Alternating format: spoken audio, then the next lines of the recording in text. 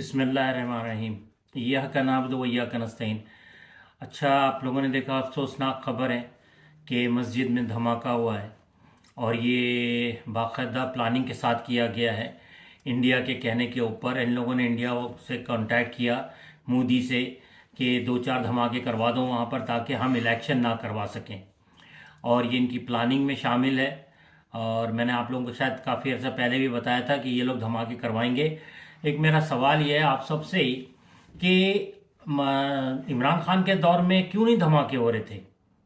उसकी वजह है कि इमरान खान नहीं करवा रहे थे ये धमाके, ये लोग खुद करवा रहे हैं। आपको मॉडल टाउन का तो मालूम है कि कितने लोगों को उन्होंने शहीद करवा दिया था इन लोगों ने, बेगरतों ने। और एलडीए में आग लगवाई थी तो वहाँ से लोग कूद रहे थे और ये बैठे हुए मज़े ले रहे थे। इतने जालिम लोग हैं ये लोग। और जो है दूसरा ये था कि जो है ना, आज मैंने आप लोगों से कहा था कि फवाद चौधरी को सोने नहीं दे रहे हैं। देखिए, आज उसने भी कह दिया कि ये लोग मुझे 48 घंटे से जो है ना इस गाड़ी से उस गाड़ी, इस गाड़ी से उस गाड़ी में भी लेके जा रहे हैं, और जो गाड़ियाँ ठंडी होती हैं उसमें बिठा के उसको लेके जा रहे हैं। ये नया तरीका इन्होंने निकाला है टॉर्चर करने का। और मेरी एक पुलिस वाले से बात हुई है जो उसी जगह पर है, तो उसने कहा कि यार हम तो फवाद चौधरी से माफ़ी मांग रहे हैं। कह रहे सर हम खुद ही फंस गए, हम मजबूर हैं, हम तो अपनी नौकरी कर रहे हैं।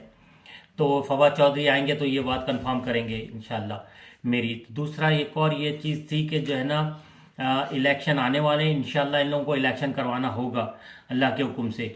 और ये मेरी आप सबसे अपील है कि बराए मेहरबानी कि इतनी मेजॉरिटी से जितवाइएगा, 2/3 से भी ज़्यादा वोट आप लोग दीजिएगा, मगर आप लोगों को निकलना होगा, क्योंकि ये बैठ के प्लानिंग कर रहे हैं कि किस तरीके से जो है ना हम धांधली करें और कितने वोटों की धांधली करें ताकि जो है ना इमरान खान जीत ना सके। तो लास्ट टाइम आप लोगों ने ज़मीनी इंतखाबात में जो पंजाब में हुए थे, आप लोग अब भारी तादाद में निकले थे, इस वजह से इन लोगों का प्लान फेल हो गया है। तो दूसरा ये था कि मैंने आप लोगों से कहा था कि ये मुंशी है इसहाक डार, और ये पूरी प्लानिंग से आया है, यहाँ से ये वादा करके गया है इंग्लैंड में, और इंग्लैंड वालों को यहाँ पर उसने कहा कि जना ठीक है, इन लोगों ने इसको कहा कि इकॉनमी बिल को ख़त्म कर देना तो हम तुम्हारे को स्टे भी दे देंगे और यहाँ की नेशनलिटी भी दे देंगे। आना तो इन लोगों को वहीं पर ही है। तो इस वजह से जो है ना ये पूरी प्लानिंग से कर रहे हैं ये खबीस के बच्चे। पाकिस्तान को मिलिया मेट करने की प्लानिंग है इन लोगों की। तो दूसरा ये था कि आप लोग घर में बैठे रहे आराम से। अभी ये जो है ना 1 तारीख को फिर आप देख लीजिएगा कि दोबारा से पेट्रोल की कीमतें बढ़ेंगी, महंगाई होगी, मगर अब आप अपना आराम से सो रही है कि भाई निकलो अपने हकूक़ के लिए, खुदा के लिए। इमरान खान के ऊपर, बेचारे के ऊपर वो मत करो। इमरान खान की जान को ख़तरा है। इमरान खान के लिए लोग सारे दुश्मन हैं जो मुल्क के गद्दार हैं। मैं आज इस्टेब्लिशमेंट से तो कई अरसे से पूछ रहे हैं, हम सभी पूरी कौम पूछ रही है कि भाई ऐसा क्या कर दिया है इमरान खान ने जो आप लोग अपनी ज़िद बना के उसको बैठ गए हैं। बराए मेहरबानी अपनी ज़िद छोड़ें और पाकिस्तान को जो है एक अच्छी लीडर को दे दें आप लोग। इंशाल्लाह ये जो है ना पाकिस्तान को कामयाबियों और तरक्कियों पे लेके जाएगा।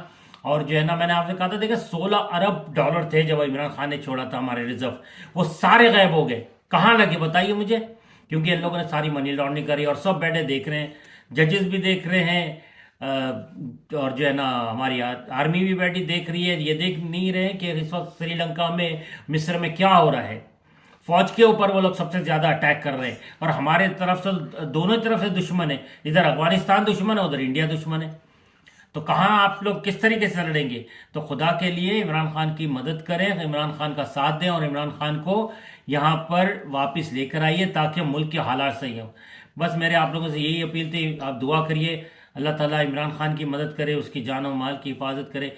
इमरान खान जिंदाबाद, पाकिस्तान पाइंदाबाद। अल्लाह हाफिज़।